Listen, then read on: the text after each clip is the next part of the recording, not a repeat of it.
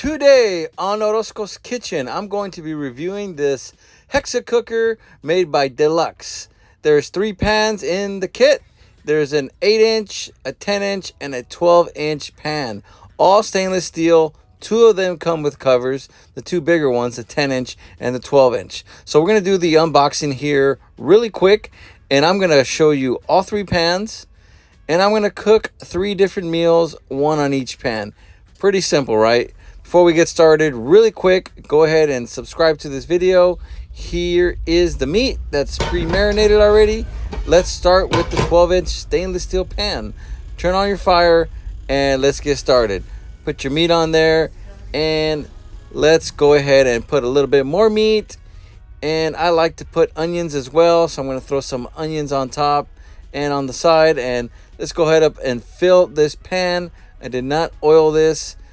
I wanted to see if it's really non-stick, so I'm going to put the cover, steam it up a little bit, and the meat already has some juices from the marinade, so it also is not going to stick. So here is the close-up, and we're all done. I'm going to go ahead and finally chop it with my Kyoku knife, and this thing is done. It's looking great.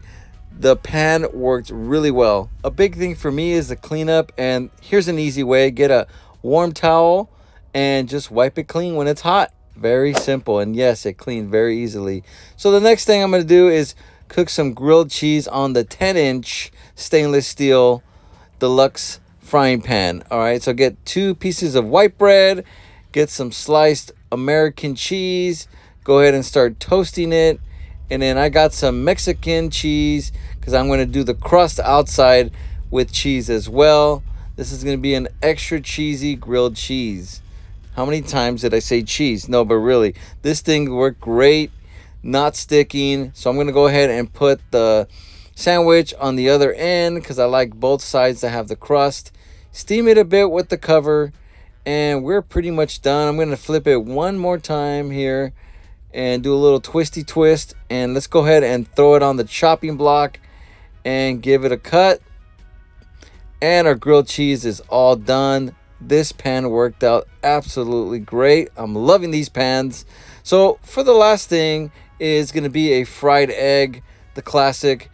And this is the pan I'm probably going to be using the most because we eat a lot of eggs at our house. So I was really excited to see how this was going to turn out on this pan. So I throw in 2 eggs here, throw a little olive oil, and starts to cook. Throw in some salt and pepper, because you got to have the salt and pepper when you're cooking the eggs. All right, so give it a little flippy flip, and let's flip both eggs here. This thing was pretty easy to cook, and obviously did not stick as promised. I like to cut off the excess of the egg so it can look a lot nicer.